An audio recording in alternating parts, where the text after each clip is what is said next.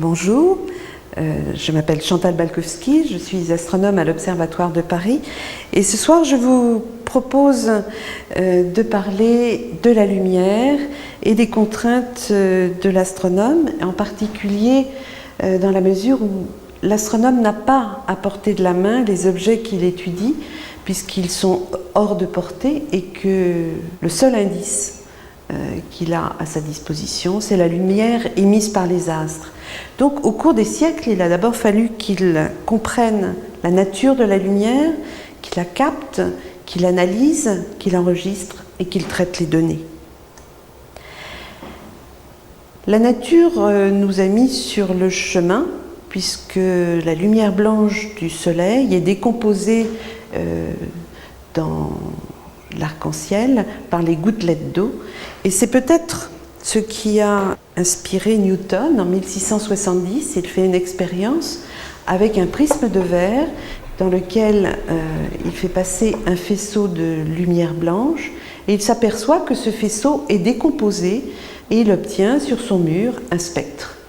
Il propose de plus que la lumière est constituée de corpuscules. En 1676, Rømer détermine la vitesse de la lumière à l'Observatoire de Paris en observant les satellites de Jupiter. En 1690, Huygens, lui, propose que la lumière est constituée d'une série d'ondes propagées à travers l'éther. Donc au XVIIe siècle, nous avons déjà deux propositions. Au XIXe, la physique se développe et en 1801, Young fait une autre expérience à l'aide de deux fentes.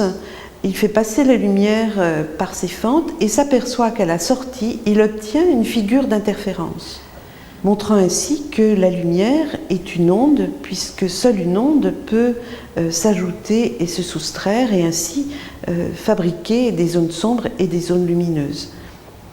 En 1864, c'est un tournant important, Maxwell fait la synthèse des phénomènes électriques et magnétiques et il propose que la lumière est une onde électromagnétique qui se propage à une vitesse constante. L'onde électromagnétique qu'il définit est la combinaison d'un champ électrique et d'un champ magnétique qui se propage selon la même direction. On définit la lumière comme une onde avec une longueur d'onde qui est définie comme étant la vitesse de la lumière divisée par la fréquence, la longueur d'onde étant une unité de longueur et la fréquence étant en Hertz, et la distance entre deux crêtes va donner la valeur de la longueur d'onde. Et la lumière est mesurée à l'heure actuelle comme étant 2999 792 km par seconde. Mais la lumière n'est pas la seule onde électromagnétique. En fait, toutes les ondes que nous détectons sont des ondes électromagnétiques et c'est ce qu'on appelle l'ensemble du spectre électromagnétique. Depuis les rayons gamma, de très petites longueurs d'onde, puis les rayons X, puis les rayons ultraviolets. Vous voyez que le visible occupe un tout petit domaine dans ce large spectre, ensuite l'infrarouge, puis la radio. Donc le rôle de l'astronome va être de construire des instruments qui vont permettre de détecter ces différentes longueurs d'onde. Mais la seule différence entre ces ondes, c'est ce qui les définit, c'est la longueur d'onde. Ce sont toutes un champ électrique, un champ magnétique qui oscille. Toujours au XIXe, Fraunhofer observe dans le spectre continu du Soleil des raies sombres qu'il ne sait pas toujours identifier, sauf quelques éléments. Et beaucoup d'autres astronomes vont intervenir sur ce spectre du Soleil. Mais c'est en 1850 que Kirchhoff et Bunsen, à savoir une lumière blanche, qu'ils font passer à travers une fente pour obtenir un fin pinceau de lumière, puis le font ensuite à travers un prisme qui donne un spectre continu, nous l'avons vu. Si maintenant ils remplacent la lumière blanche par un gaz chaud très dilué, ils observent non plus un spectre continu, mais des raies d'émission. Et si ce gaz est changé, s'ils prennent un autre gaz, ils vont trouver d'autres raies d'émission.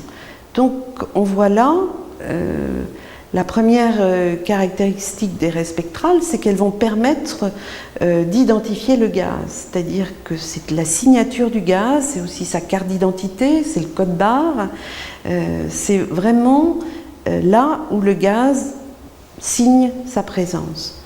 Si maintenant ce gaz chaud, je le refroidis et je l'éclaire par une lumière blanche, eh bien, ce que j'aperçois à la sortie du spectrographe, ce sont des raies sombres.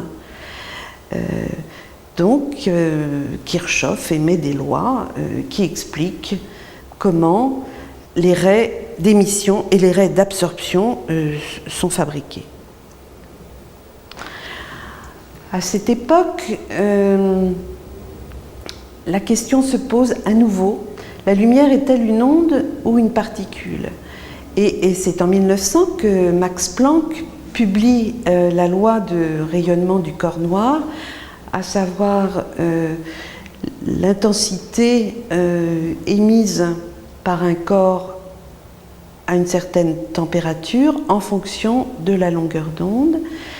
Ces différentes courbes indiquant les températures différentes des corps. La courbe la plus haute indique une température élevée, 7000 degrés, tandis que la courbe la plus basse indique 4000 degrés.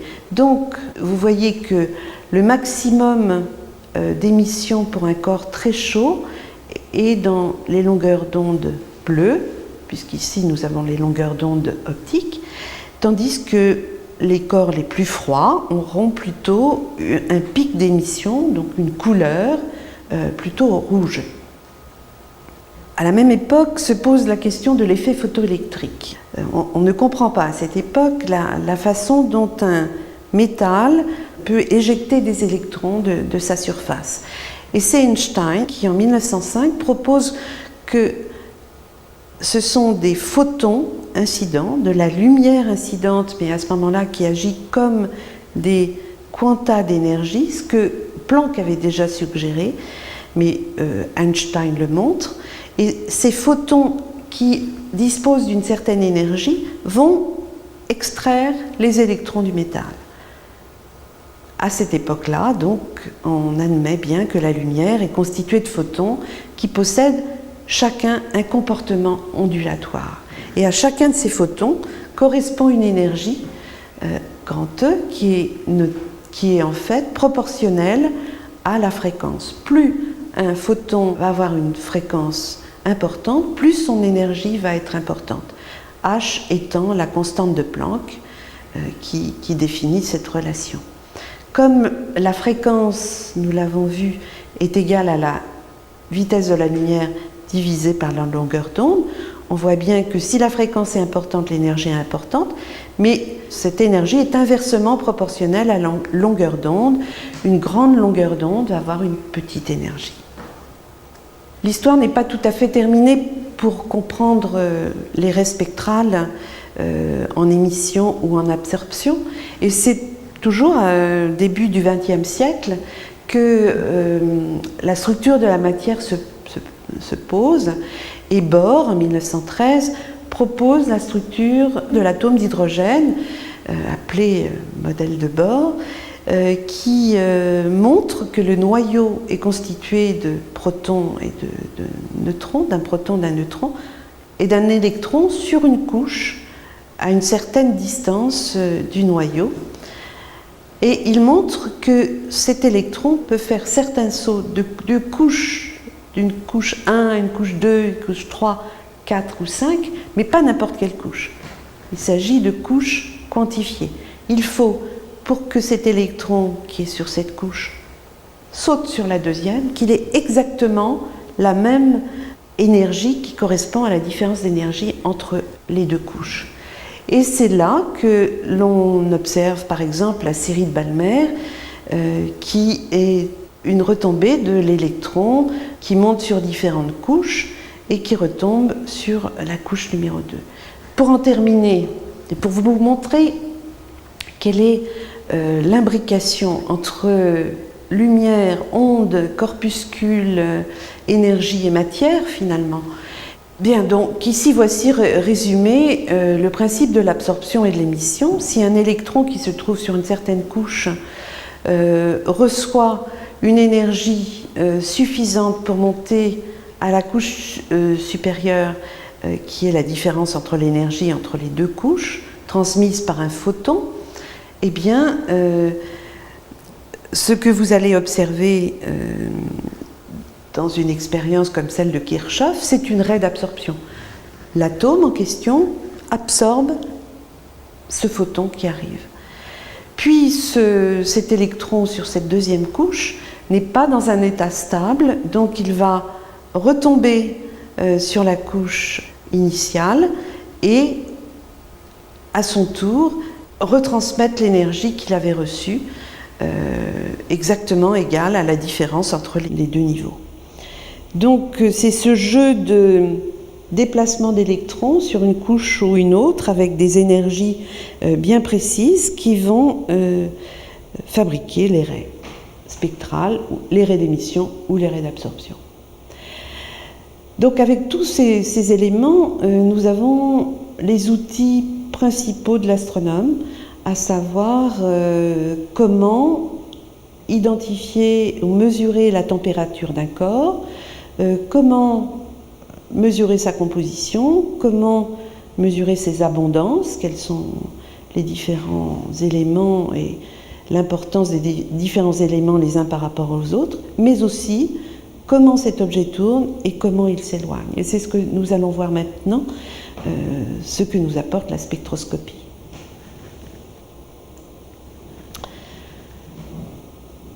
Avant, on peut se poser la question de savoir pourquoi observer à différentes longueurs d'onde. Bien, d'abord parce qu'il y a différents types d'objets qui émettent dans des longueurs d'onde différentes, comme les objets compacts en collision.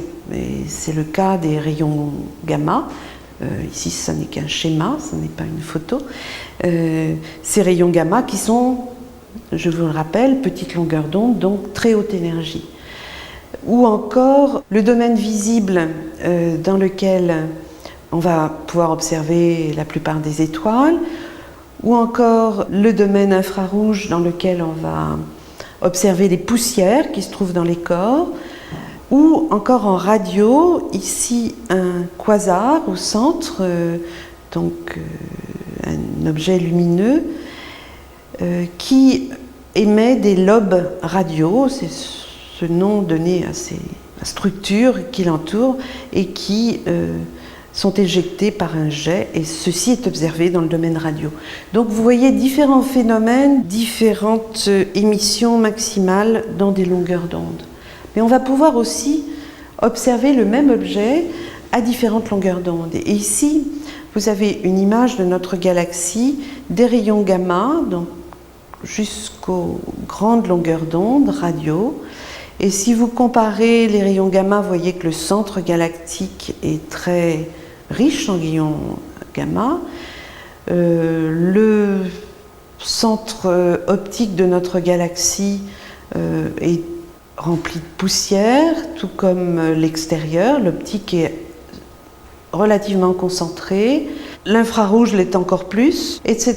Et si nous remontons, vous voyez que chaque image est différente l'une de l'autre, pour terminer par exemple, l'atome d'hydrogène dans lequel vous voyez une extension très importante du gaz atomique à l'extérieur du disque, beaucoup plus que dans le disque optique. Donc, en observant à ces différentes longueurs d'onde, nous allons voir des aspects différents du même objet et donc mieux le comprendre, puisque c'est le but de l'astronome, c'est de comprendre comment les objets fonctionnent, quelle est leur physique. Un exemple, c'est celui des étoiles, puisque les étoiles émettent donc de la lumière en fonction de leur température. Ce spectre va permettre d'obtenir leur couleur, va permettre d'obtenir leur température et va permettre d'obtenir leur composition de par les raies que vous pouvez observer sur les différents types d'étoiles qui ont été classées au début, au milieu du XXe siècle et dans lesquelles certaines raies apparaissent ou disparaissent selon la température. Et ça, c'est tout ce qui concerne l'évolution des étoiles qui a permis de comprendre comment une étoile naît, évolue et éventuellement disparaît.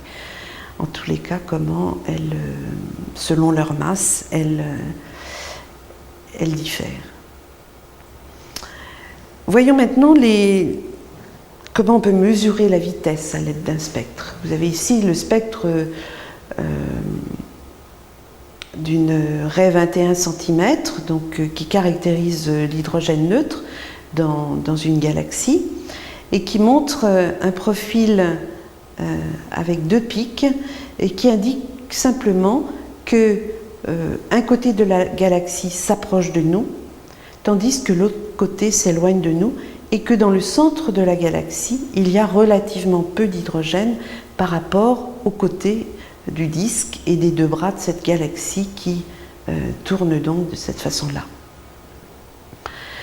On peut aussi de la même façon mesurer la courbe de rotation d'une galaxie si l'on regarde le long du disque, le long du rayon, en partant du centre, eh bien on s'aperçoit que la vitesse de la galaxie augmente du centre à l'extérieur et atteint à un certain moment une valeur maximale, tandis que de l'autre côté, eh bien, cette valeur diminue. On a donc ici le signe de la rotation de la galaxie. Voyons maintenant le décalage des raies spectrales. C'est là aussi un phénomène que vous connaissez bien puisque l'effet Doppler, vous l'avez tous vécu.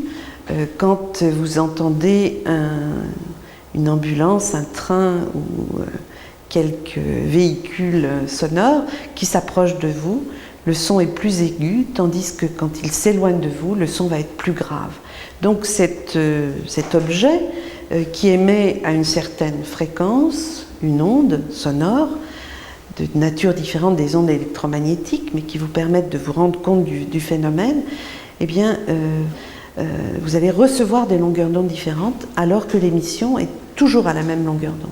C'est ce qui se passe dans les galaxies, et c'est l'effet Doppler-Fizeau, puisque Fizeau applique donc l'effet Doppler en montrant que c'est le même effet, bien que les ondes soient de nature différente, électromagnétique, on l'a vu. Et le décalage spectral est égal à la différence de longueur d'onde entre la longueur d'onde au repos et la longueur d'onde reçue, divisée par la longueur d'onde au repos. Et ce rapport est égal à la vitesse de l'objet divisé par la vitesse de la lumière. Donc vous voyez que sur un spectre, ici un schéma historique de découverte du décalage vers le rouge, qui montre que à l'endroit de cette flèche, il y a 2 raies d'absorption. Si je regarde un objet un peu plus lointain, eh bien, ces raies d'absorption vont être décalées de la longueur de cette flèche horizontale. Et si je regarde un objet encore plus loin, eh bien, ce décalage va être encore plus grand. Et cette réflexion a été poursuivie par Hubble. On va voir comment. Hubble a mesuré un certain nombre de spectres de galaxies, comme celui de Messier 31, qui est Andromède, galaxie la plus proche de nous, avec des raies d'absorption très caractéristiques des galaxies. Et si il observe une galaxie différente, il va observer que son spectre est décalé vers le rouge. Vous voyez que ces systèmes de raies d'absorption sont en fait tous décalés vers le rouge, ici en noir jusqu'au rouge, de la même façon, et que c'est donc ce décalage qui va nous permettre de mesurer la vitesse de la galaxie. Hubble, en 1929, dispose d'un télescope de 2,50 m, donc l'instrument le plus performant de l'époque, et peut montrer que la vitesse d'une galaxie est reliée par la relation constante de Hubble, h, multipliée par la distance. Ce produit est donc égal à la vitesse de la galaxie. Comment s'y prend-il? Eh bien, il mesure à la fois la vitesse de l'objet en prenant un spectre, en mesurant son décalage spectral, et il mesure la distance de l'objet proche, des galaxies proches, grâce à une méthode indépendante, à l'aide d'étoiles variables qu'on appelle des céphéides. Et il met en évidence donc cette relation linéaire qui montre que plus la vitesse d'une galaxie est importante, plus sa distance va être importante. Et c'est ce qui lui permet, et ce qui va permettre les développements futurs de cosmologie, de montrer que l'univers est en expansion. On fait toujours ce schéma qui peut être représenté ici d'un ballon sur lequel on dessinerait des galaxies.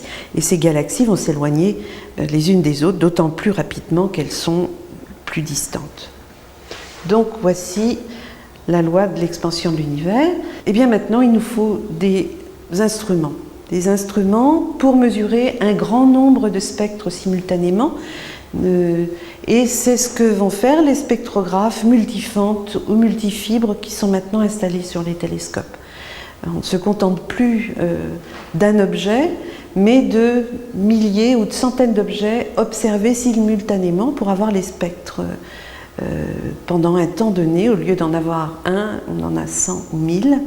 Voici VIMOS installé au VLT, c'est un spectrographe multifente avec fabrication des masques, et voici l'obtention des milliers de spectres de galaxies sur une caméra CCD qui permet donc maintenant d'enregistrer ces spectres. Voyons un peu plus en détail comment les astronomes procèdent.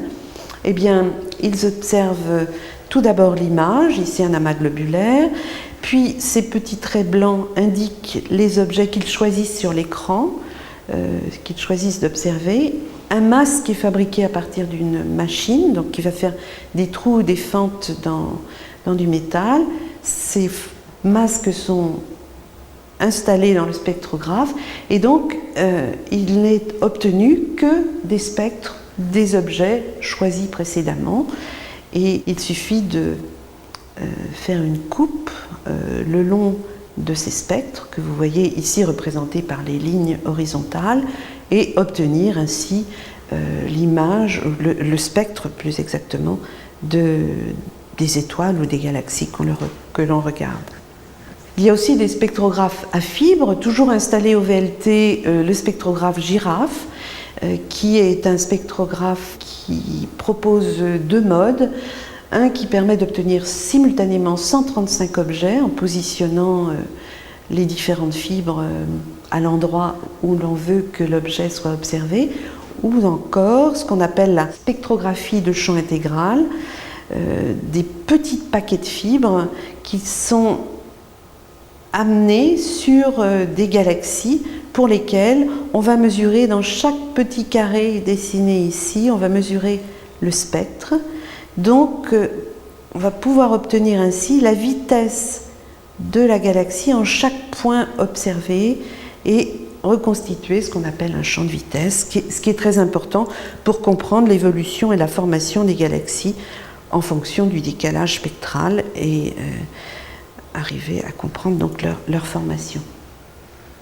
Il nous reste à parcourir rapidement comment les astronomes au cours des siècles ont capté les ondes, capté la lumière. Donc Galilée, 1609, la lunette, très vite limitée par la taille des lentilles, puisque la lumière est réfractée. Donc très rapidement, Newton propose lui un miroir à l'intérieur du télescope, c'est la grande différence entre les deux. Puis les télescopes augmentent de taille, 1788, 1,2 m, 1847, 1,8 m, etc. Pour arriver de nos jours à des télescopes de 5 mètres dans les années 50 au Mont Palomar, puis dans les début des années 2000, les 4 télescopes de 8 mètres de l'ESO au Chili, les 2 télescopes de Keck de 10 mètres et peut-être un jour le télescope qui sera fabriqué par l'ESO 42-30 mètres pour 2018. C'est encore en débat, bien sûr, ce sont des projets très coûteux, donc il est difficile de les financer et de coordonner. Ce sont des projets de longue haleine. Quelques mots sur les radiotélescopes qui permettent, eux, d'observer les ondes radio, de même obtenir des observations en interférométrie qui permettent, comme dans le cas du groupe de Messier 81, un petit groupe de 3-4 galaxies proches, d'obtenir une image radio, et on voit l'intérêt de la radio par rapport à l'optique, ou tout au moins la combinaison des deux, à savoir qu'il y a en radio de l'hydrogène qui est détecté alors que rien ne se voit en optique. D'où l'intérêt pour comprendre l'interaction entre les galaxies. Les observations spatiales, maintenant, présentent des avantages. Il n'y a pas de turbulence atmosphérique, contrairement aux observations depuis la Terre. Ici, le centre de notre galaxie, donc une zone très riche en étoiles, observée en infrarouge, et l'on voit qu'un système au sol, un système qui permet de corriger la turbulence, qui brouille les images, eh bien, on observe des étoiles indépendantes, alors que dans l'image sans correction, on observait des zones assez diffuses et qu'il n'était pas possible de séparer les différentes étoiles. Dans l'espace, il n'y a pas d'atmosphère, donc il n'y a pas ce problème, donc c'est un avantage. L'autre avantage aussi, très important, c'est qu'on peut, depuis l'espace, observer des rayonnements qui ne sont pas accessibles depuis la Terre, heureusement, parce que les rayonnements gamma, X, UV sont relativement énergétiques, et donc il est bon que l'atmosphère nous en protège. Donc il a fallu construire des satellites équipés de télescopes dans ces différentes longueurs d'onde. Malheureusement, ces miroirs sont de plus petite taille que sur Terre.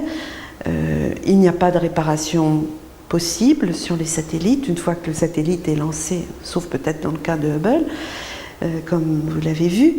Mais en général, les missions spatiales ont une durée limitée parce qu'ils embarquent avec eux de l'hélium pour refroidir l'électronique, et cet hélium a une durée de vie, une quantité finie qui ne permet pas d'observer au-delà d'un 2, 3, 4 ans. Néanmoins, le HST, Hubble Space Telescope, qui fait 2,4 mètres de diamètre, peut donc observer dans l'optique et l'infrarouge. Il a permis d'observer des zones dans le ciel les plus profondes jamais observées. Le télescope XMM permet d'observer des rayons X, comme ici le gaz très chaud qui est contenu à l'intérieur des amas. Les différentes couleurs vous montrent l'intensité du gaz, plus de gaz très chaud au centre de l'amas, et puis des structures périphériques qui ont été interprétées comme des retombées sur l'amas central. Donc toutes ces images dans les différentes longueurs d'onde, que ce soit au sol ou dans l'espace, permettent d'obtenir des images composites. Télescope infrarouge a aussi observé une galaxie très irrégulière, Messier 82. Les zones rouges montrent la poussière observée par ce satellite. En X, vous voyez ce qui est observé en bleu par un autre satellite, et le HST en orange et en vert. Donc vous voyez ici résumé tous les constituants, et c'est un résumé de tout ce que l'astronome peut faire en fonction bien sûr des questions qu'il se pose et des questions physiques qu'il veut résoudre. Eh bien, il observe avec l'un ou l'autre télescope. Les télescopes du futur, eh bien, au sol, les télescope de 40 mètres, donc en préparation, dont la taille n'est pas encore bien définie et qui pourrait être vu à la baisse. Par contre, le télescope dans l'espace prévu, le James Webb, aura un diamètre de 6,6 m. Dans le domaine radio maintenant au sol, un projet très important dont des accords internationaux viennent juste d'être signés, le projet SKA, Square Kilometer Array. Donc il s'agit d'un ensemble de radiotélescopes et de tuiles qui observeront jusqu'à 1 million de galaxies dans le ciel. Donc des progrès attendus dans le domaine de la radio très importants dans les années 20 ou plus, mais c'est en marche, ces projets sont en marche. Et peut-être un jour des réseaux de satellites qui voleront en formation et qui feront de l'interférométrie dans l'espace, qui permettront peut-être un jour de détecter des traces de vie sur des planètes extrasolaires. Je vous remercie.